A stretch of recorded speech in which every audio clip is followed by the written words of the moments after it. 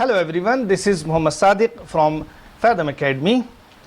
Fathom Academy IIT और NEET की coaching है गोरखपुर में, और हम आपके लिए जो अपकमिंग एग्ज़ाम्स हैं उसके लिए एक सॉर्ट ऑफ क्रैश कोर्स लेकर आए हैं एंड हम आपके साथ फिज़िक्स डिस्कस करेंगे। आज जो हम टॉपिक डिस्कस करने जा रहे हैं that is wave optics. Now wave optics से पहले ज्योमेट्रिकल ऑप्टिक्स आपने पढ़ा होगा, तो ज्योमेट्रिकल ऑप्टिक्स में दो तीन चीज़ें हैं जो हमें पहले से पता होनी चाहिए वेव ऑप्टिक्स पढ़ने के लिए। पहली चीज़ है कि ज्योमेट्रिकल ऑप्टिक्स या रे ऑप्टिक्स में लाइट का जो प्रोपगेशन है वो रेक्टिलिनियर लिया जाता है। लाइट स्ट्रेट लाइन में प्रोपगेट करती है।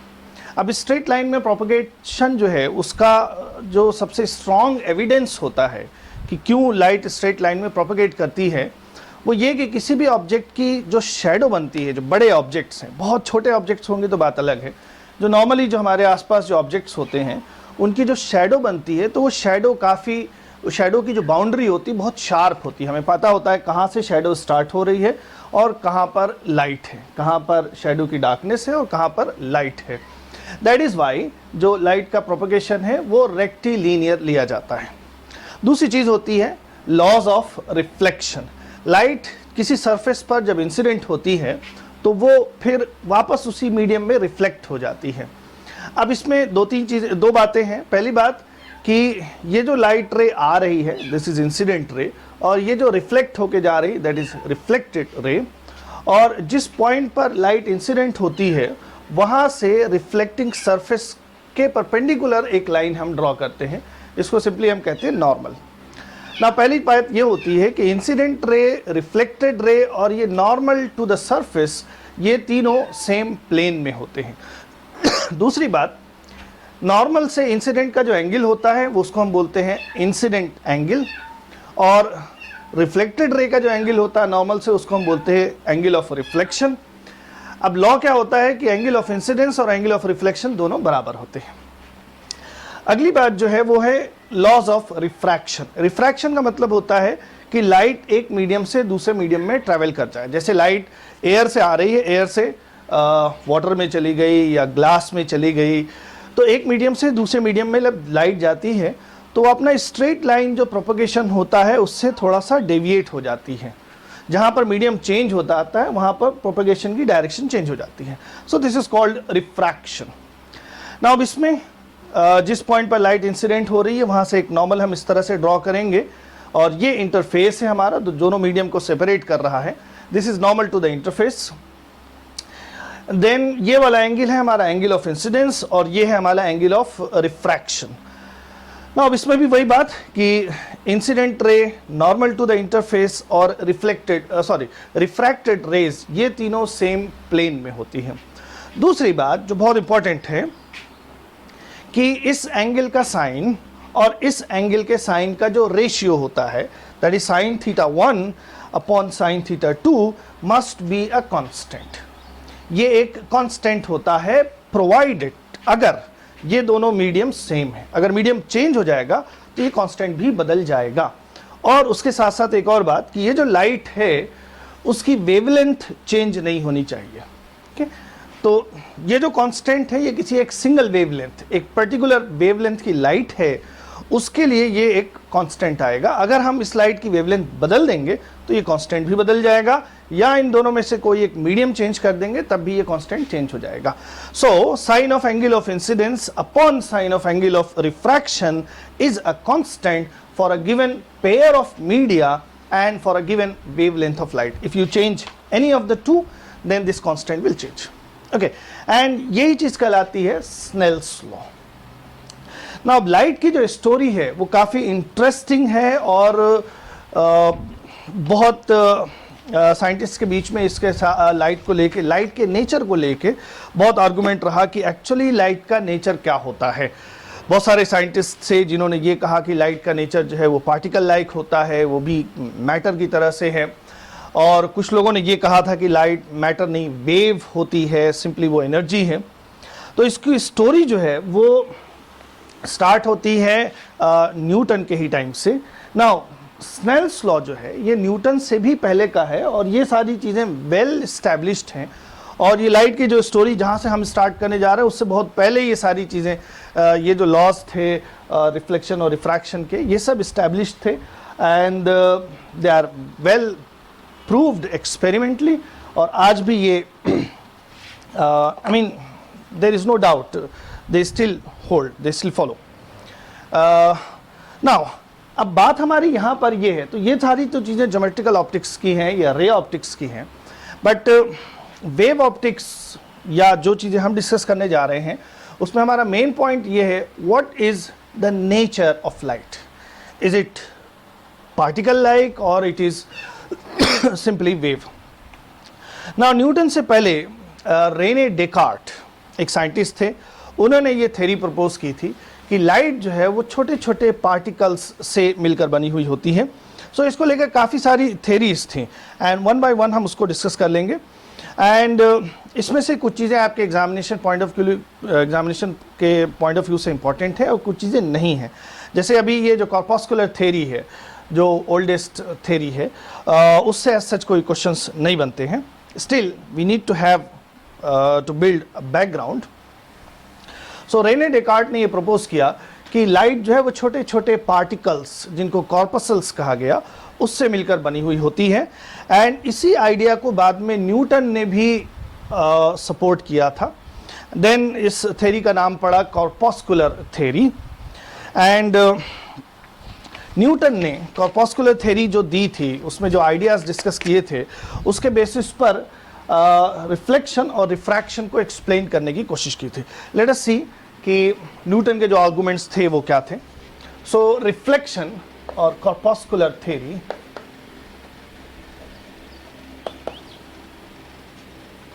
कॉर्पस्कुलर थ्योरी, अब इसमें देखते हैं कि रिफ्लेक्शन को कैसे एक्सप्लेन किया जाता है। So let us see the reflection of light from corpuscular theory. Okay, so ये रिफ्लेक्टिंग सरफेस है और ये नॉर्मल टू द सरफेस है और एक ये इस तरह की लाइट रे इंसिडेंट हो रही है। नाउ न्यूटन ने कहा कि जब ये कॉर्पसल्स इस सरफेस पर इंसिडेंट होते हैं, मतलब छोटे पार्टिकल्स इस सरफेस पर इंसिडेंट होते हैं, तो वो पार्टिकल्स और सरफेस के बीच का जो कोलिजन होता है वो इलास्टिक होता है। ओके, तो सपोज यहाँ पर ये एक कॉर्पसल है एंड उसकी स्पीड ये b है और ये एंगल हम ले लेते हैं, ये θ1 है। तो यहाँ पर इसकी जो स्पीड है उसके कंपोनेंट्स अगर हम देखें तो ये वाला जो कंपोनेंट है ये आएगा v cos θ1 और ये वाला जो कंपोनेंट है वो आएगा v sin θ1। And then light reflect हो रही है। तो सपोज अब ये अगर जो कोलिजन है कॉर्पसल्स और सरफेस के बीच का वो इलास्टिक है, तो जो स्पीड है पार्टिकल्स की वो चेंज नहीं होगी। देन यहाँ पर इस कॉर्पसल की स्पीड जो है वो भी v है एंड सपोज ये एंगल जो है वो θ2 है। एंड देन यहाँ पर हम इसको इसके कंपोनेंट्स अगर लें तो ये आएगा v cos θ2 और ये वाला कंपोनेंट आएगा v sin θ2। Okay, now collision जो यहाँ पर है इलास्टिक कोलिजन। सो अगर इलास्टिक कोलिजन है तो इनकमिंग स्पीड और आउटगोइंग स्पीड्स दोनों इक्वल होनी चाहिए। ये जो कंपोनेंट होता है परपेंडिकुलर टू द सरफेस वो चेंज नहीं होता है। सो यहाँ पर from conservation of momentum v cos θ1 must be equal to v cos θ2। Then यहाँ पर ये वे दोनों v कैंसिल हो जाएंगे, cos θ1 is equal to cos θ2। That means कि अगर हम 0 से 90 के बीच में बात कर रहे हैं तो θ1 एंड θ2 मस्ट बी इक्वल। सो यही लॉ ऑफ रिफ्लेक्शन है कि एंगल ऑफ इंसिडेंस और रिफ्लेक्शन दोनों बराबर होता है। सो कॉर्पस्कुलर थ्योरी से इस तरह से लॉ ऑफ रिफ्लेक्शन को एक्सप्लेन किया जाता है। अब इसमें से जो आइडियाज़ हैं, जो आर्गूमेंट्स हैं, वो कितने सही हैं कितने नहीं सही हैं उस पर हम ज़्यादा डिस्कस नहीं करेंगे।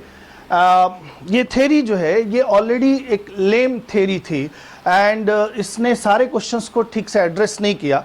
जो भी क्वेश्चंस है उसका एक्सप्लेनेशन इस थ्योरी में नहीं है। So it is a lame theory, we can not push it to walk. अगली चीज है रिफ्रैक्शन, उसको देखते हैं न्यूटन ने कैसे एक्सप्लेन किया था। Refraction of light, this is interesting. ये एक इंटरफेस है और ये नॉर्मल टू द इंटरफेस है और यहाँ से एक लाइट रे इंसिडेंट हो रही है एंड ये हमारा है एंगल ऑफ इंसिडेंस। अब चूंकि मीडियम चेंज हो रहा है तो लाइट की स्पीड या कॉर्पसल्स की स्पीड भी चेंज होगी। एंड लेट अस से कि ये जो मीडियम है ये एयर है या वैक्यूम है, so this is air and से this is water. So light air से वाटर में जा रही है। नाउ ज्योमेट्रिकल ऑप्टिक्स में हमने डिस्कस किया था डेंसर और रेयरर मीडियम। रेयरर मीडियम से लाइट डेंसर मीडियम में जब जाती है तो स्पीड कम हो जाती है और नॉर्मल की तरफ जो normal to the surface normal to the interface होता है उसकी तरफ बेंड कर जाती है। लेट अस सी यहाँ पर न्यूटन के आर्गुमेंट्स क्या थे। तो यहाँ पर कॉर्पसल की स्पीड है v1 एंड इसके कंपोनेंट्स हम डिवाइड करें तो ये हो जाएगा v1 cos थीटा 1 और ये वाला जो कंपोनेंट होगा that will B v1 sin theta 1। Now अब न्यूटन का जो आर्गुमेंट था वो ये था कि एयर से वाटर में जब लाइट जाएगी तो चूंकि वाटर जो है वो उसकी डेंसिटी ज़्यादा है इसलिए वाटर मॉलिक्यूल्स जो है वो कॉर्पसल्स को अट्रैक्ट करेंगे। नाउ क्यों अट्रैक्ट करेंगे, कौन सा फोर्स कॉर्पसल्स और मीडियम के बीच में काम करेगा, इसका कोई एक्सप्लेनेशन नहीं था न्यूटन के पास। सो अगर ये कॉर्पसल्स को अपनी तरफ अट्रैक्ट कर रहा है तो ये वाला कंपोनेंट जो उसकी स्पीड या वेलोसिटी का है वो इंक्रीज कर जाएगा। सो ये वाला कंपोनेंट कुछ इस तरह से हो जाएगा एंड जो भी फोर्स है वो इंटरफेस के परपेंडिकुलर ही लगेगा, इसलिए इंटरफेस के पैरेलल जो कंपोनेंट है वो चेंज नहीं रहेगा, वो वही रहेगा v1 sin theta 1। Okay, so this component is v1 sin theta 1 as there is no force parallel to the interface and ये वाला कंपोनेंट बढ़ गया बिकॉज जो मीडियम है वाटर वो कॉर्पसल्स को अट्रैक्ट कर रहा है। नाउ अगर हम अब रिजल्टेंट वेलोसिटी देखें कि वो किधर आएगी तो रिजल्टेंट वेलोसिटी कुछ इस डायरेक्शन में आ रही है। अब अगर इसको हम ध्यान से देखें तो जो रिजल्टेंट वेलोसिटी की डायरेक्शन आ रही है वो नॉर्मल की तरफ कुछ बेंड हो गई है and this will be angle of refraction. Okay, so हम यहाँ पर ये देख रहे हैं कि जो डेंसर वाटर जो है वो कॉर्पसल्स को अट्रैक्ट कर रहा है तो लाइट का जो प्रोपगेशन है, ये जो लाइट रे है वो नॉर्मल की तरफ बेंड हो जा रही है एंड सिंस ये अट्रैक्ट कर रहा है तो वाटर में स्पीड ज़्यादा होगी। नाउ ज्योमेट्रिकल ऑप्टिक्स में या रे ऑप्टिक्स में आपने पढ़ा होगा कि जब डेंसर मीडियम में लाइट जाती है तो स्पीड घट जाती है, बट कॉर्पसल थ्योरी के अकॉर्डिंग अगर डेंसर मीडियम यहाँ पर वाटर जो है उसमें लाइट जब जाएगी तो उसकी स्पीड बढ़ जाएगी। ओके, सो ये इस थ्योरी का सबसे बड़ा ड्रॉबैक था कि वो इस चीज़ को एक्सप्लेन नहीं करती थी कि लाइट, खैर अब इसको हम आगे देखते हैं स्पीड से रिलेटेड जो आर्गुमेंट्स थे। नाउ रिफ्रैक्शन की हम बात कर रहे हैं तो इस तरह से लाइट ये बेंड हो जा रही। Now there is no force parallel to the surface parallel to the interface, तो इसलिए ये दोनों कंपोनेंट्स जो होंगे वो कांस्टेंट रहेंगे, सेम रहेंगे। That means v1 sin theta 1 must be equal to v2 sin theta 2। So sin theta 1 upon sin theta 2 is equal to v2 upon v1। लेकिन चूंकि ये एंगल कम है, ये एंगल ज़्यादा है, sin थीटा 2 की वैल्यू जो है वो थीटा 1 से sin थीटा 1 से कम है, तो ये जो रेशियो है ये 1 से ज़्यादा आएगा। नाउ अगर ये रेशियो 1 से ज़्यादा आ रहा है तो इसका मतलब ये हुआ कि v2 v1 से ज़्यादा है। वो हम देख रहे हैं यहाँ पर कि इसमें जो स्पीड है v2 वो v1 से ज़्यादा है। खैर अब इसकी बात अलग है, ये ऐसा है या नहीं है ये तो तब पता चलेगा जब हम ये स्पीड मेजर कर पाएँ, किस में स्पीड ज़्यादा है किस में कम है। इसको जब तक मेजर नहीं किया जाएगा तब तक इसका कोई डिसीजन नहीं लिया जा सकता कि कौन सा ये सही है या गलत है। लेकिन स्नेल्स लॉ ये है, स्नेल्स लॉ क्या कहता है कि sin theta 1 upon sin theta 2 must be a constant. यहाँ पर इस मीडियम में और इस मीडियम में लाइट की स्पीड कांस्टेंट है, चेंज हो जा रही है बट कांस्टेंट है, तो ये रेशियो एक कांस्टेंट आएगा। So this is Snell's law. ये एक तरह से स्नेल्स लॉ को एक्सप्लेन कर रहा है, लेकिन अब उसके आगे बात यह है कि ये जो रेशियो आ रहा है ये सही है या नहीं सही है। अगर इसमें जो स्पीड है, सॉरी,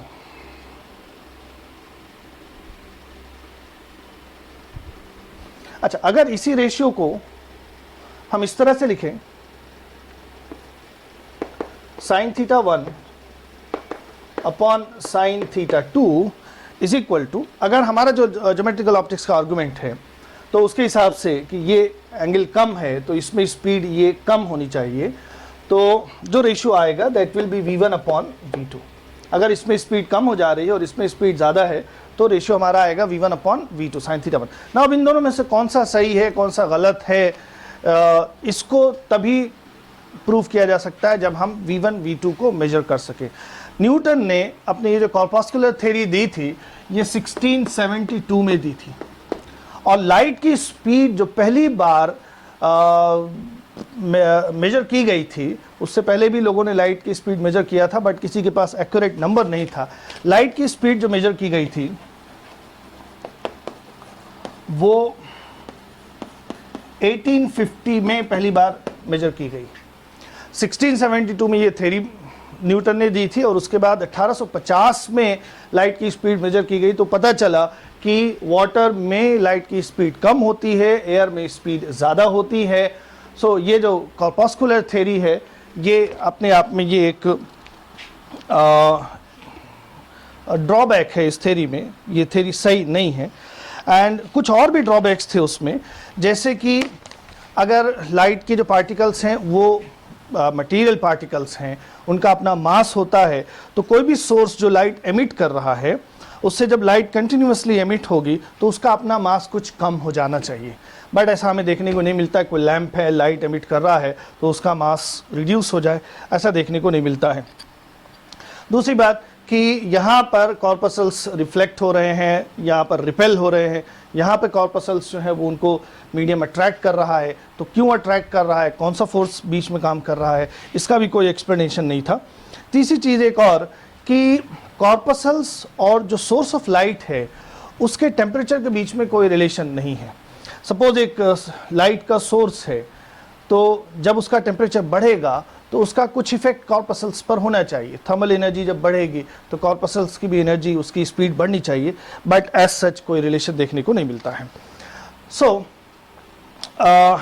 ये अपने आप में एक लेम थ्योरी है, ये सारी चीज़ों को एक्सप्लेन नहीं कर पाती है, बट चूँकि न्यूटन बहुत बड़ा नाम था अपने टाइम में, न्यूटन ने इस थ्योरी को सपोर्ट किया था, इसलिए ये जो थ्योरी थी ये साइंटिस्ट के बीच में बहुत सालों तक एक्सेप्टेड थी।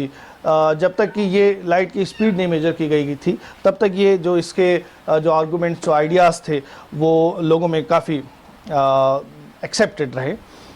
एंड न्यूटन के ही टाइम पर एक और साइंटिस्ट थे, क्रिस्टियन हाइगन्स, उन्होंने ये आइडिया प्रपोज किया था कि लाइट जो होती है वो पार्टिकल नहीं बल्कि वेव होती है। एंड उन्होंने एक थ्योरी भी दी थी उसके लिए, लेकिन अब वही बात कि न्यूटन का चूँकि स्ट्रेचर बहुत बड़ा था इसलिए कॉर्पस्कुलर थ्योरी उस टाइम पर ज़्यादा एक्सेप्टेड थी, और हाइगन्स की थ्योरी को उतना एक्सेप्टेंस नहीं मिल पाया था उस टाइम। दूसरी एक और चीज़ कि अगर लाइट वेव है तो जो वेव की कैरेक्टरिस्टिक्स होती हैं, लाइक सुपरपोजिशन, वेव जब सुपर इम्पोज करती हैं तो सुपरपोजिशन के बाद वो एक इंटरफेरेंस, एक पैटर्न, इंटरफेरेंस टाइप का एक पैटर्न होता है, वो हमें मिलना चाहिए। बट एक्सपेरिमेंट, किसी भी एक्सपेरिमेंट ने किसी ने लाइट का इंटरफेरेंस शो करके नहीं दिखाया था, तो इसलिए भी हाइगन्स की थ्योरी को उतना सपोर्ट नहीं मिला था। और भी कुछ चीज़ें होती हैं जैसे इंटरफेरेंस है, डिफ्रैक्शन है और पोलराइजेशन है, तो ये सारी चीज़ें एक्सपेरिमेंटली डिमॉन्स्ट्रेट नहीं हो पाई थी। इसीलिए जो कॉर्पस्कुलर थ्योरी थी वो ज़्यादा पॉपुलर रही थी। ना अब हम बात करते हैं हाइगन्स की जो थ्योरी थी। ना हाइगन ने ये प्रपोज किया कि लाइट जो है वो वेव होती है, और अपनी जो थ्योरी थी उसके बेसिस पर हॉयगन ने सक्सेसफुली रिफ्लेक्शन और रिफ्रैक्शन को एक्सप्लेन किया। दूसरी चीज़, हॉयगन ने ये प्रेडिक्ट किया कि जब वाटर या डेंसर मीडियम में लाइट जाएगी तो उसमें उसकी स्पीड घट जाएगी। अब ये बात जो थी वो कॉर्पस्कुलर थ्योरी के साथ डायरेक्ट कॉन्ट्रडिक्शन में थी, इसलिए हाइगन्स के एक्सेप्टेंस को इसने थोड़ा सा रिड्यूस कर दिया। दूसरी बात, हाइगन ने ये प्रपोज किया कि लाइट वेव है and it is a mechanical wave. That means कि इसको प्रोपगेट करने के लिए एक मीडियम की ज़रूरत है, और जैसे एयर है, वाटर है, ये सब तो हमें मीडियम दिखाई देते हैं, लेकिन जो एटमॉस्फेयर के बाहर जो वैक्यूम या स्पेस है वहाँ पर कोई मीडियम नहीं है। सो सन से अर्थ तक लाइट कैसे प्रोपगेट करके आती है, तो उसके लिए हाइगन ने एक हाइपोथेटिकल मीडियम जिसका नाम ईथर पड़ा था, वो सपोज किया कि एक ईथर नाम का एक मीडियम है जो पूरे यूनिवर्स में हर जगह एग्जिस्ट करता है। लेकिन बाद में माइकलसन एंड मॉर्ले का जो एक्सपेरिमेंट था उससे ये पता चला कि ईथर नाम की कोई चीज़ नहीं होती है, एंड जो स्पेस या वैक्यूम है वो कंप्लीटली एम्प्टी है। नाउ सो यहाँ पर हमें हॉयगन का जो प्रिंसिपल है, जो थ्योरी है, वो हमें यहाँ पर हमारे एग्ज़ाम में उसमें क्वेश्चंस बनते हैं, सो उसको हमें ध्यान से देखना है। उसको अभी हम एक्सप्लेन करेंगे, वेव फ्रंट और हाइगन्स की थ्योरी, और फिर रिफ्लेक्शन और रिफ्रैक्शन कैसे एक्सप्लेन किया जाता है। सो हाइगन्स की थ्योरी को हम डिटेल में देखेंगे। उसी के साथ कंटिन्यूएशन में बात कर लेते हैं कि आगे क्या हुआ।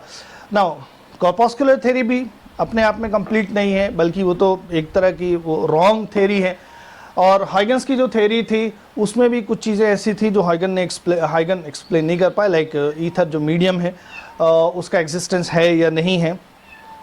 बाद में फिर थॉमस यंग ने एक इंटरफेरेंस का एक्सपेरिमेंट किया था, और इंटरफेरेंस पैटर्न जो होता है लाइट का उसको शो करके दिखाया था। तो यहाँ से फिर ये एविडेंस मिलना स्टार्ट हुआ कि लाइट जो है वो एक्चुअली में वेव है। लेकिन फिर भी बात ये रह गई थी कि एक्चुअली उसका नेचर कैसा है। अगर मीडियम है तो वो मीडियम किसी एक्सपेरिमेंट में दिखना चाहिए, और अगर वो मीडियम नहीं है, ईथर जैसा मीडियम नहीं है, तो फिर लाइट वैक्यूम में ये जो एम्प्टी स्पेस है उसमें कैसे प्रोपगेट कर पाती है। सो उसके बाद जो सेकेंड हाफ था 19th सेंचुरी का, उसमें मैक्सवेल ने अपनी कैलकुलेशंस से ये शो किया कि लाइट एक्चुअली में इलेक्ट्रोमैग्नेटिक वेव होती है। सो इसको हम कहते हैं ईएम वेव थ्योरी या इलेक्ट्रोमैग्नेटिक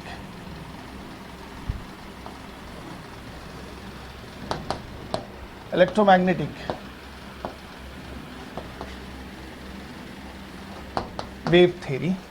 सो जो मैक्सवेल का आर्गुमेंट था उसके अकॉर्डिंग लाइट जो है वो इलेक्ट्रोमैग्नेटिक वेव है। नाउ इलेक्ट्रोमैग्नेटिक वेव का मतलब कि लाइट के अंदर oscillating electric and magnetic fields होती हैं।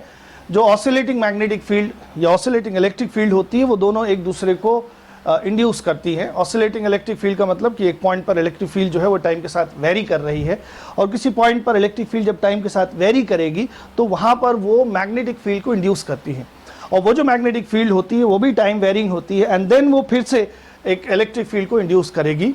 तो वो दोनों एक दूसरे को सस्टेन करते हैं। Oscillating electric field creates a magnetic field which then again creates an electric field. तो यहाँ पर किसी मीडियम की ज़रूरत नहीं पड़ती है, बिकॉज दोनों एक दूसरे को सस्टेन कर सकते हैं या एक दूसरे के लिए मीडियम का काम करते हैं। So light is an electromagnetic wave, और जो अब ये इलेक्ट्रोमैग्नेटिक वेव है, मीडियम की ज़रूरत नहीं है, so it is a non mechanical wave. जो हाइगन्स की जो आइडिया था उसके opposite this is a non mechanical wave. और जैसे साउंड वेव होती है या और दूसरी मैकेनिकल वेव्स होती हैं, तो उसमें कोई जो क्वांटिटी होती है मीडियम की वो चेंज होती है। जैसे साउंड अगर प्रोपेगेट कर रहा होता है, सो प्रेशर या डेंसिटी जो होती है वो मीडियम की चेंज होती है। सो उसका जो इक्वेशन होता है वो प्रेशर या डेंसिटी या जो पार्टिकल्स डिस्प्लेस होते हैं उसके टर्म में हम लिखते हैं किसी रस्सी पर जब वेव चलती है तो उसके भी पार्टिकल्स ऑसिलेट करते हैं। सो पार्टिकल्स के डिस्प्लेसमेंट के टर्म में हम वेव का इक्वेशन लिखते हैं। इलेक्ट्रोमैग्नेटिक वेव या लाइट जो है उसका इक्वेशन हम इलेक्ट्रिक फील्ड और मैग्नेटिक फील्ड की स्ट्रेंथ के टर्म में लिखते हैं। सो अच्छा, एक और बात कि यहाँ पर जो इलेक्ट्रिक फील्ड और मैग्नेटिक फील्ड होती है दे आर वेक्टर्स, उनकी जो डायरेक्शन होती है वो एक दूसरे के परपेंडिकुलर होती है, और जो प्रोपगेशन है वो इन दोनों के परपेंडिकुलर होता है। दैट मीन्स कि लाइट की का जो प्रोपगेशन है, जो इलेक्ट्रिक फील्ड वेक्टर है और जो मैग्नेटिक फील्ड वेक्टर है, ये तीनों एक दूसरे के परपेंडिकुलर होते हैं।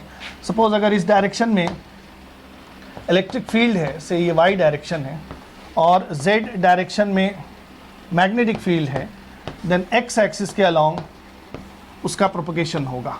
वेलोसिटी जो लाइट की होगी that will B along X axis. So electric field, magnetic field and velocity और द प्रोपगेशन ऑफ लाइट, ये तीनों ऑर्थोगोनल या परपेंडिकुलर होते हैं। सो इसका इक्वेशन जो हमें लिखना है वो इलेक्ट्रिक फील्ड और मैग्नेटिक फील्ड की स्ट्रेंथ के टर्म में लिखना है। सो इलेक्ट्रिक फील्ड, अगर प्रोपगेशन लाइट का एक्स एक्सिस की डायरेक्शन में है, देन इलेक्ट्रिक फील्ड वेक्टर जो होगा E Y, that will be E not sine omega T minus X upon C है। यहाँ पर ये एंगुलर फ्रीक्वेंसी है, दिस इज टाइम, और ये है डिस्प्लेसमेंट अलोंग एक्स एक्सिस, और c जो यहाँ पर है, this is important, c is speed of light in vacuum.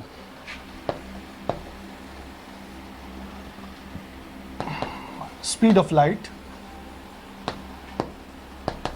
In free space.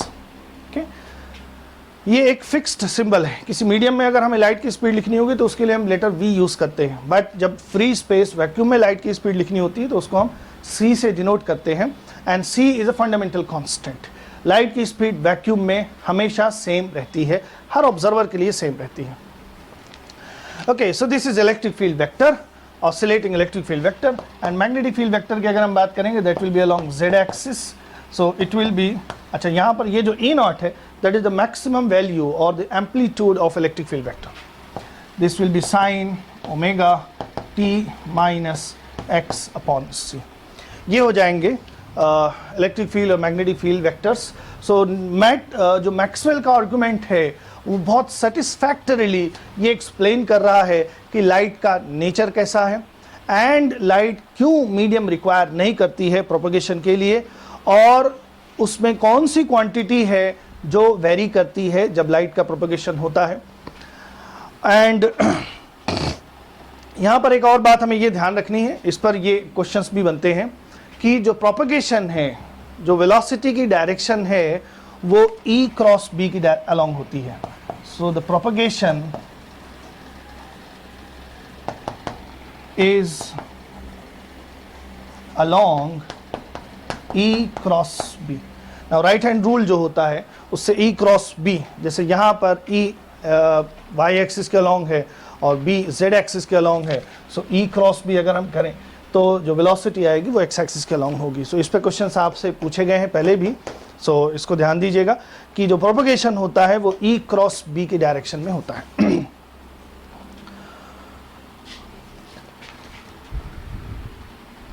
अब इसमें जो मैक्सवेल की थ्योरी है, ये इससे पहले थॉमस यंग ने जो इंटरफेरेंस का एक्सपेरिमेंट किया था उसको हमें स्टडी करना है, YDSC Young's double slit experiment, वो हम देखेंगे तो उससे ये प्रूव तो हुआ था कि लाइट वेव है, लेकिन उसका एक्चुअल नेचर क्या होता है ये बाद में मैक्सवेल ने प्रपोज किया था।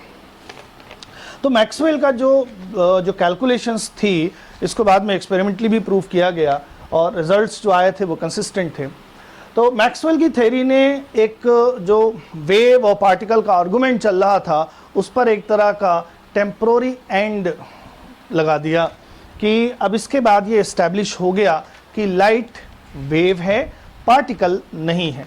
बाद में फिर क्वांटम थ्योरी जो लाइट की है वो डेवलप हुई, तो उसको हम नेक्स्ट चैप्टर में देखेंगे। हम जो डुअल नेचर ऑफ लाइट या फोटो इलेक्ट्रिक इफेक्ट पढ़ते हैं उसमें फिर ये देखने को हमें मिलता है कि लाइट का नेचर जो है वो अगर हम वेव लें तो जब किसी सरफेस पर लाइट इंसिडेंट होती है उसका कुछ पार्ट एब्जॉर्ब हो जाता है। तो अगर इस इंटरैक्शन की, इस फिनोमिनन की हम बात करेंगे तो वहाँ पर लाइट का वेव होना पॉसिबल नहीं है। बिकॉज वेव जो क्वांटिटी होती है उसमें एनर्जी डिस्ट्रीब्यूशन कंटिन्यूअस होता है. सो इसको हम नेक्स्ट चैप्टर में डिस्कस करेंगे. तो वहाँ पर फिर से एक नया आर्गुमेंट ओपन होता है कि what is the actual nature of light. But हमारा जो वेव ऑप्टिक्स जो टॉपिक है उसमें हम यही लेकर चलेंगे कि लाइट का नेचर जो है वो वेव है. Actually it is a wave. So the arguments of Maxwell put a temporary end to the wave and particle argument. अब यहाँ पर हम बात जो लाइट है वो वेव है, बट जो उसका प्रोपगेशन है वो रेक्टिलिनियर भी है और वेव लाइक भी है. जब हम उसका रेक्टिलिनियर प्रोपगेशन देखते हैं तो उसको हम बोलते हैं, तब जो हम लाइट को डील करते हैं या जो स्कोप उसका होता है that is called geometrical optics. और जब उसका एक्चुअल वेव लाइक प्रोपगेशन हम देखते हैं तब उसको हम बोलते हैं फिजिकल या वेव ऑप्टिक्स. ना अब इन दोनों में कैसे हम डिफ्रेंशिएट करेंगे, कब हम ज्योमेट्रिकल ऑप्टिक्स के जो आइडियाज़ हैं उसको अप्लाई करेंगे और कब वेव ऑप्टिक्स के जो आइडियाज़ हैं उसको हमें अप्लाई करना है. So let us see the difference between geometrical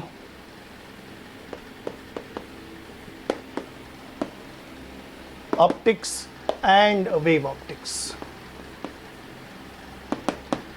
geometrical optics में लाइट जिस ऑब्जेक्ट से इंटरैक्ट कर रही होती है, अगर उसका साइज से जो ऑब्जेक्ट है उसका साइज a है, अगर उसका साइज लाइट की जो वेवलेंथ है उससे बहुत ज़्यादा है, तब वहाँ पर ज्योमेट्रिकल ऑप्टिक्स का स्कोप आता है.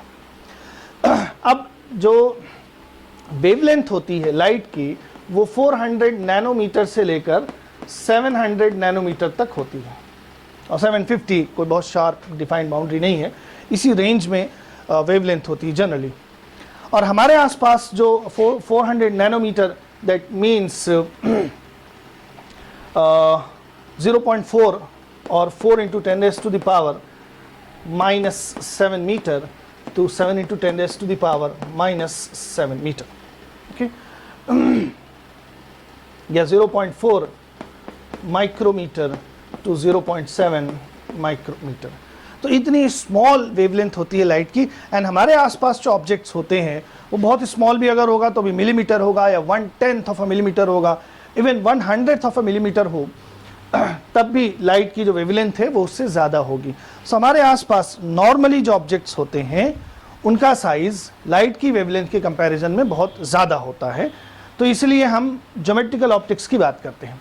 लेकिन जब ऐसे ऑब्जेक्ट्स हमारे साथ होते हैं, हमें लाइट ऐसे ऑब्जेक्ट से इंटरैक्ट करती है, सो अगर साइज ऑब्जेक्ट का लाइट की वेवलेंथ से ज़्यादा है तब ज्योमेट्रिकल ऑप्टिक्स का स्कोप है.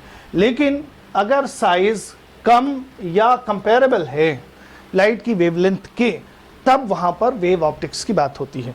सो वेव ऑप्टिक्स हमारे अराउंड जो है वो एक कंट्रोल्ड इन्वायरमेंट या लेबोरेटरी का जो इन्वायरमेंट होता है उसमें ही देखने को मिलती है. नॉर्मली हमारे आसपास चूँकि ऑब्जेक्ट्स का साइज़ बहुत बड़ा होता है इसलिए वेव ऑप्टिक्स या उसका वेव नेचर एक्चुअल दिखाई नहीं देता है. So when the size of the objects with which light is interacting is comparable to the wavelength of light, then we will talk about physical or wave optics. Okay, अब बात करेंगे हम हॉयगन्स principal की detail में, और ये आपके लिए एग्जामिनेशन के पॉइंट ऑफ व्यू से इम्पॉर्टेंट है. इसमें क्वेश्चंस हमारे लिए बनेंगे. इससे पहले जो चीज़ें डिस्कस की गई हैं वो एक तरह का बैकग्राउंड आपके लिए है, एंड उसमें जो EM वेव हमने डिस्कस किया है वहाँ से एक दो पॉइंट्स वो ध्यान से देखने हैं. Now Huygens principle, before we discuss Huygens principle को समझने के लिए वेव फ्रंट का आइडिया, जो कॉन्सेप्ट होता है उसको हमें समझना पड़ेगा. So let us discuss the concept of wave front.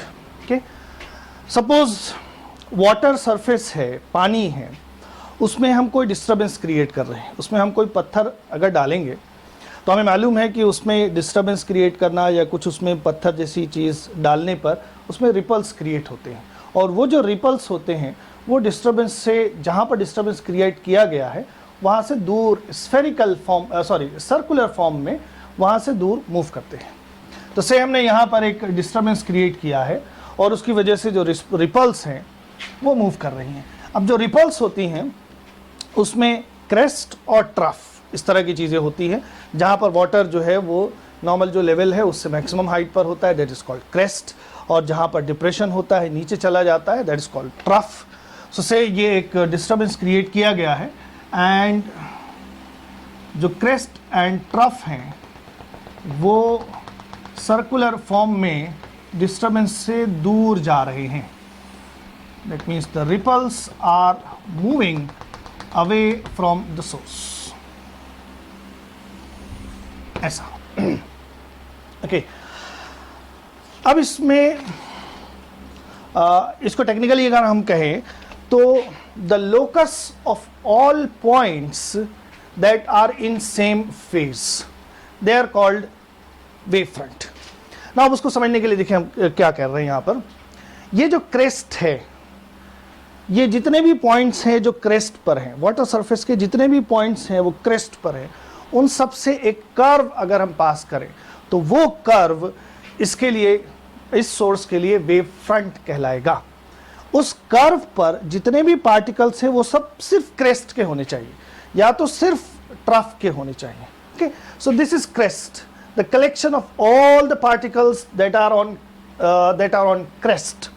और ये जो डॉटेड लाइन है ये हमने ट्रफ के लिए बनाया है।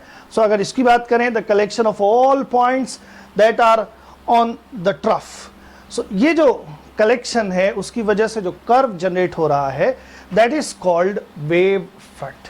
तो यहाँ पर चूंकि रिपल्स जो हैं वो वाटर सरफेस पर ही मूव कर रही होती हैं, तो उसकी वजह से जो लोकस ऑफ ऑल पॉइंट्स बन रहा है वो एक कर्व है, टू डायमेंशनल ऑब्जेक्ट है,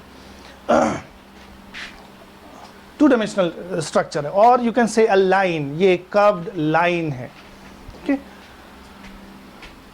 ना, अब इसमें एक बात ये देखिए, सिर्फ क्रेस्ट और सिर्फ ट्रफ ही जरूरी नहीं है, इसको हम समझते हैं कि फेज, सेम फेज क्या चीज होती है। से रस्सी है, रस्सी पर हमने वेव जनरेट किया है इस तरह से। अब इसमें ये वाला जो पार्टिकल है इसको जनरली हम बोलते हैं क्रेस्ट है, और इसको बोलते हैं कि ये ट्रफ है, this is also a crest. Now ये दोनों क्रेस्ट हैं, सो ये दोनों पार्टिकल्स सेम फेज में हैं। फेज का मतलब होता है कि पार्टिकल जो है, मीडियम का पार्टिकल, वो किधर मूव कर रहा है और उसकी पोजीशन क्या है, same position and same direction of movement, then उन दोनों पार्टिकल्स को हम बोलते हैं सेम फेज में है। तो ये क्रेस्ट और ये क्रेस्ट दोनों सेम फेज में है। ये ट्रफ, ये इसके बाद फिर ये नेक्स्ट ट्रफ जो आएगा, they are in same phase. उसके अलावा हम बात करते हैं, यहाँ पर एक पार्टिकल है, particle 1, this is particle 2 and then particle 3, और यहाँ पर एक पार्टिकल है 4। ओके, नाउ पार्टिकल 1, 2, 3, 4 इन सब की पोजीशन सेम है। दोनों ये जो नॉर्मल पोजीशन है या जो इक्विलिब्रियम की पोजीशन है उससे सेम डिस्टेंस पर ऊपर की तरफ है, बट इसमें से सारे पार्टिकल्स सेम फेज में नहीं है। लेट अस सी, ये जो पार्टिकल 1 है इसके पीछे लाइट जो वेव है, रस्सी की वेव है, वो इधर प्रोपगेट कर रही है। तो अब इसके बाद इसके पीछे ट्रफ आ रहा है। अगर इसके पीछे ट्रफ आ रहा है, इस पार्टिकल के पीछे, तो इस पार्टिकल को अब नीचे जाना है, और इस पार्टिकल के पीछे क्रेस्ट आ रहा है, जस्ट उसके पीछे क्रेस्ट है, तो इस पार्टिकल को ऊपर जाना है। तो ये जो पार्टिकल है सेम पोजीशन पर है, लेकिन ये नीचे जा रहा है और ये ऊपर जा रहा है, so they are not in same phase. इसी तरह से इसके पीछे ट्रफ आ रहा है तो इस पार्टिकल को नीचे जाना है, और इसके पीछे क्रेस्ट आ रहा है तो इस पार्टिकल को ऊपर जाना है। तो इनमें से हम देख सकते हैं कि पोजीशन सबकी सेम है, लेकिन सब सेम फेज में नहीं है। ये वाला पार्टिकल नीचे जा रहा है, अब उसके साथ ये वाला पार्टिकल है जो सेम पोजीशन पर है और वेलोसिटी की डायरेक्शन भी सेम है। So 1 and 3 are in same phase, similarly 2 and 4 are in same phase. Okay, तो इस तरह से कई सारे पार्टिकल्स, कोई सा भी पार्टिकल हम लें यहाँ पर, एंड देन फिर हम उसका दूसरा पार्टिकल देख सकते हैं जो इसी पोजीशन पर है और उसी डायरेक्शन में मूव कर रहा है, सो हम उसको बोलते हैं सेम फेज में है। तो इसी तरह से कोई भी वेव है एंड देन सेम फेज में जितने भी पार्टिकल्स हैं उन सब का जो लोकस होगा, उन सब से पास करने वाला जो ज्योमेट्रिकल स्ट्रक्चर होगा, उसी को हम बोलते हैं wave front. Okay, so you can write the definition, the locus of all points having same phase is called a wave front.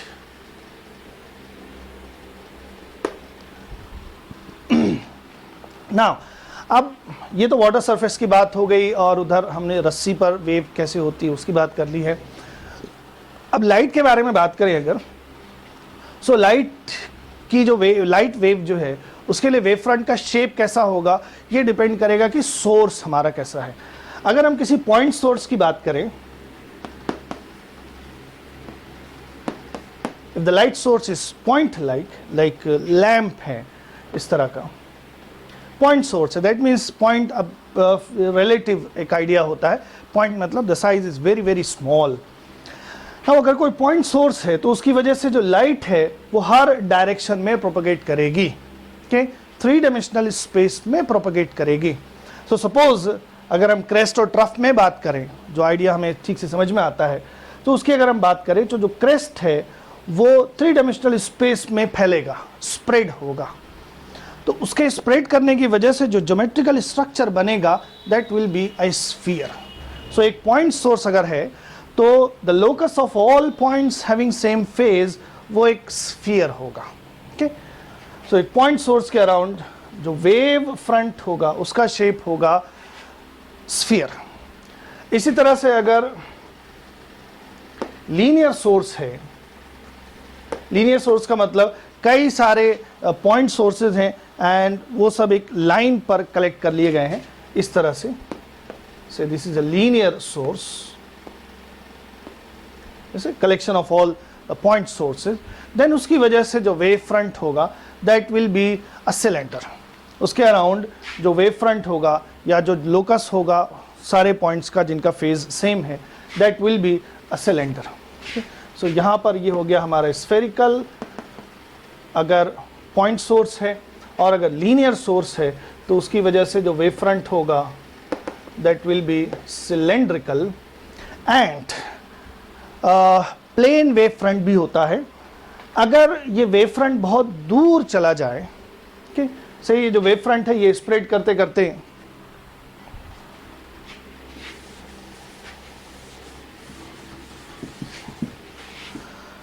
ये वेव फ्रंट जो है ये स्प्रेड करते करते यहाँ पहुँच गया है, एंड देन उसका हम एक स्मॉल सेक्शन लें तो ये ऑलमोस्ट प्लेन की तरह से होगा, जो जो ज्योमेट्रिकल शेप होगा that will be a plane. For example जैसे अर्थ है, अर्थ का जो शेप है वो अप्रॉक्सीमेटली स्फीयर है, लेकिन हमें जो अर्थ दिखाई देती है वो नॉर्मली फ्लैट दिखाई देती है, बिकॉज हम अर्थ का जो शेप है, जो उसका सरफेस है वो बहुत बड़ा है, उसका बहुत स्मॉल पोर्शन देख रहे होते हैं। सो उसी तरह से जो स्फेरिकल वेव फ्रंट है या जो सिलेंड्रिकल वेव फ्रंट है उसका अगर हम कोई बहुत स्मॉल पोर्शन ले लें तो वो हमें प्लेन सरफेस की तरह से दिखाई देगा। तो स्मॉल पोर्शन का मतलब कि जब हमारा सोर्स हमसे बहुत दूर है देन जो हमारे पास वेव फ्रंट आएगा that will be a plane wave front, okay. So plane wave front भी होगा, plane wave front when source is far away, okay, like sunlight है, सन से जो लाइट हमारे पास आती है तो सोर्स हमसे बहुत दूर है, इसलिए सनलाइट का जो वेव फ्रंट होगा that will be a plane surface. अच्छा, अब इसमें एक बात और हमें ध्यान देने की है, यहाँ पर क्वेश्चन हमसे बन सकते हैं कि जो प्रोपगेशन और वेव फ्रंट है, से ये एक पॉइंट सोर्स है और ये वेव फ्रंट है, तो प्रोपगेशन इस तरह से हो रहा है, दैट मीन्स कि वेव फ्रंट और डायरेक्शन ऑफ प्रोपगेशन हमेशा परपेंडिकुलर होंगे, ओके। जो वेलोसिटी है या जो वेव जो प्रोपगेशन की डायरेक्शन है वो और वेव फ्रंट जो सरफेस बन रहा है वो हमेशा परपेंडिकुलर होगा, ओके। सो अगर इस तरह का स्फेरिकल वेव फ्रंट है तो उससे लाइट 3 डायमेंशनल स्पेस में स्प्रेड कर रही है, देन यू कैन से कि ये रेडियली आउटवर्ड मूव कर रही है, देन रेडियस स्फीयर के हर पॉइंट पर परपेंडिकुलर होती है। इसी तरह से अगर प्लेन वेव फ्रंट है, इस तरह का प्लेन वेव फ्रंट है, दैट मीन्स कि लाइट जो है वो इस डायरेक्शन में प्रोपगेट कर रही है। So a wave front is always perpendicular to the propagation. wave front is always perpendicular to the propagation.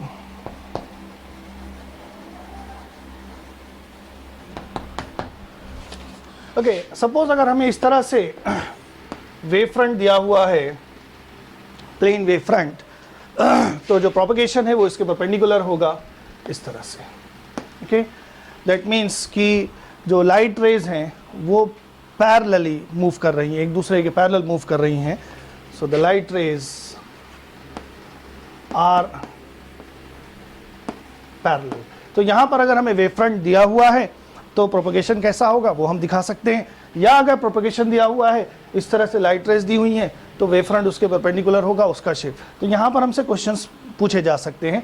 हमें लाइट रेज दी हुई हैं तो हमसे पूछ सकता है कि वेव फ्रंट का शेप कैसा होगा, या हमें वेव फ्रंट दिया हुआ है तो हमसे पूछ सकता है कि लाइट रेज कैसे प्रोपगेट कर रही हैं.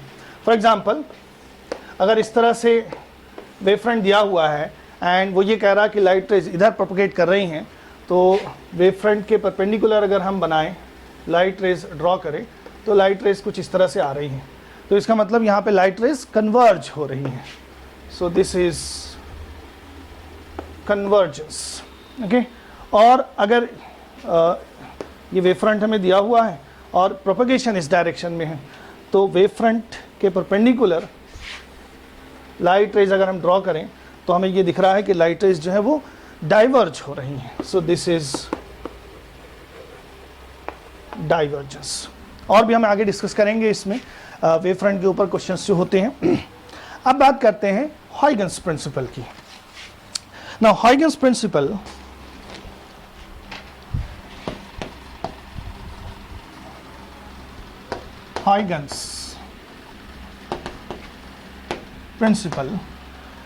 क्रिस्टियन हॉयगन, इन्होंने ये कॉन्सेप्ट दिया था. एंड ये जो प्रिंसिपल है बहुत सिंपल सा एक प्रिंसिपल है. वो हमें ये बताता है कि अगर कोई वेव फ्रंट दिया हुआ है तो थोड़ी देर बाद जो नेक्स्ट वेव फ्रंट होगा उसका शेप कैसा होगा. सो ये एक तरह का ये एक ज्योमेट्रिकल मेथड है to find out the shape of the wave front for a given wave front after a certain interval of time.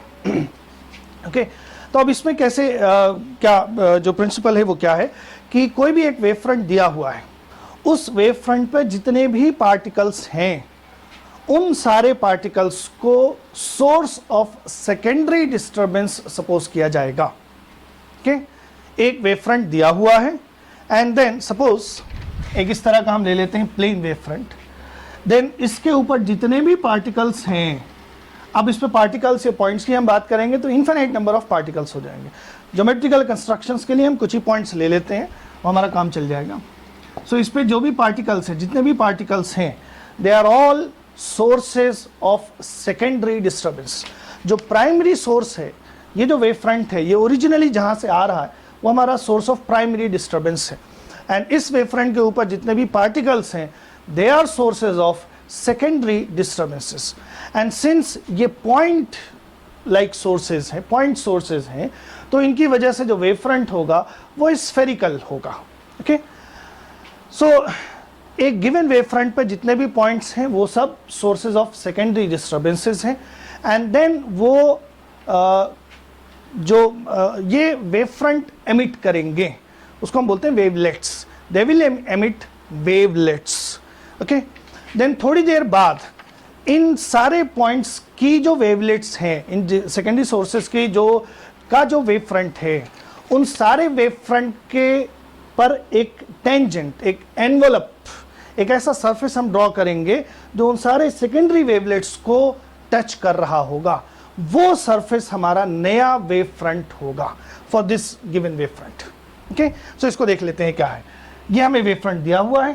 Then all the particles on the given wave front are sources of secondary disturbances. And then ये point sources हैं, ये अपने around spherical wavelets generate करेंगे. तो इसकी वजह से यहाँ पर एक स्फेरिकल वेव फ्रंट का पोर्शन हम बना रहे हैं. अभी हम बताएंगे क्यों सिर्फ ये पोर्शन बना रहे हैं, पूरा स्फीयर क्यों नहीं बना रहे हैं. उसी तरह से ये वाला है, इसकी वजह से भी ये होगा, ऐसा स्फेरिकल वेवलेट होगा, उसका एक पोर्शन है. एंड देन इसकी वजह से, एंड देन इसकी वजह से, सिमिलरली इसकी वजह से। तो ये सारे वेवलेट्स हैं या छोटे छोटे वेव फ्रंट हैं due to the secondary sources of secondary disturbances. Then एक ऐसा सरफेस जो सब पर कॉमनली टेंजेंट है, ओके, सबको टच कर रहा, सबको ढक ले रहा है, वो हमारा होगा shape of new wave front. Okay, so a surface that is commonly tangential to all the secondary wavelets is the new wavefront. This is our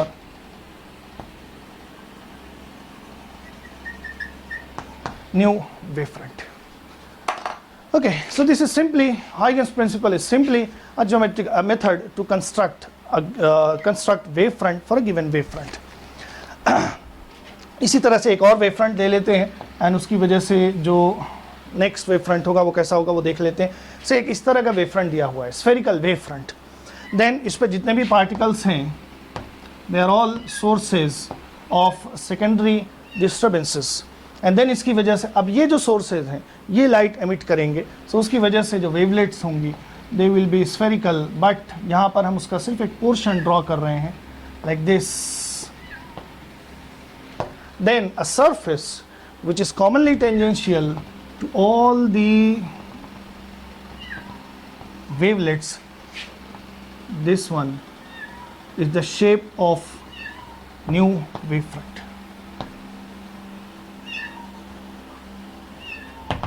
अब इसमें आगे हम देखेंगे कि इसको कैसे अप्लाई किया जा सकता है। एक बात यहाँ पर डिस्कस कर लेते हैं कि अगर लाइट इस डायरेक्शन में प्रोपगेट कर रही है तो उसी डायरेक्शन में हमने वेवलेट्स ड्रॉ की हैं, बैकवर्ड डायरेक्शन में हमने वेवलेट्स ड्रॉ नहीं की हैं। वो इसलिए हॉयगन ने ये प्रपोज किया कि ये जो सेकेंडरी सोर्सेज होते हैं इनकी वजह से जो वेवलेट्स जनरेट होती है उसकी इंटेंसिटी यूनिफॉर्म नहीं होती है। इंटेंसिटी फॉरवर्ड डायरेक्शन में मैक्सिमम होती है और बैकवर्ड डायरेक्शन में वो मिनिमम ज़ीरो होती है। ओके, सो इसकी वजह से इस तरफ जिधर प्रोपगेशन है फॉरवर्ड डायरेक्शन में उधर इंटेंसिटी मैक्सिमम है और बैकवर्ड डायरेक्शन में इधर इंटेंसिटी ज़ीरो है। दैट इज़ वाई हम बैकवर्ड डायरेक्शन में वेव फ्रंट ड्रॉ नहीं करते हैं। ओके, बाद में इस चीज़ को मैथमेटिकली भी प्रूव करके दिखाया गया था कि फॉरवर्ड डायरेक्शन में वेव फ्रंट की इंटेंसिटी मैक्सिमम और बैकवर्ड डायरेक्शन में ज़ीरो होती है। कर्चॉफ ने बाद में इसको मैथमेटिकली प्रूव किया था। Okay, so this is Huygens principle. It is simply a geometrical method to construct new wavefront for a given wavefront after certain interval of time. Now अब इसमें आगे हम देखेंगे कि Huygens ने रिफ्लेक्शन और रिफ्रैक्शन को कैसे एक्सप्लेन किया था and the explanation was quite satisfactory. Now यहाँ पर वेवफ्रंट से रिलेटेड जो वेवफ्रंट का आइडिया है वो आपको ध्यान से देखना है कि वेवफ्रंट की डेफिनेशन क्या है। दूसरी चीज़ हॉयगन्स का जो प्रिंसिपल है उसमें इस पे भी क्वेश्चंस बनते हैं। एक वेवफ्रंट हमें दिया हुआ हो सकता है एंड देन थोड़ी देर बाद जो अगला वेवफ्रंट है उसका शेप कैसा होगा, उसको हम कैसे कंस्ट्रक्ट करेंगे। सो नेक्स्ट टाइम हम ये देखेंगे कि जैसे लाइट किसी ऑप्टिकल इंस्ट्रूमेंट से इंटरेक्ट कर रही है, जैसे प्लेन मिरर पर लाइट इंसिडेंट हुई तो इंसिडेंट होने के बाद उसका जो वेवफ्रंट होगा उसका शेप कैसा होगा, plane mirror, spherical mirror, lenses, prism and so on. इस पे क्वेश्चंस भी बनते हैं। Okay, so this was it for today and अब इसके आगे का जो टॉपिक है वो आई होप कि हम आपको रेगुलर इस पर अपडेट करते रहें, आई मीन रेगुलर इस पर हम वीडियो अपलोड करते रहें and thank you very much for being with you.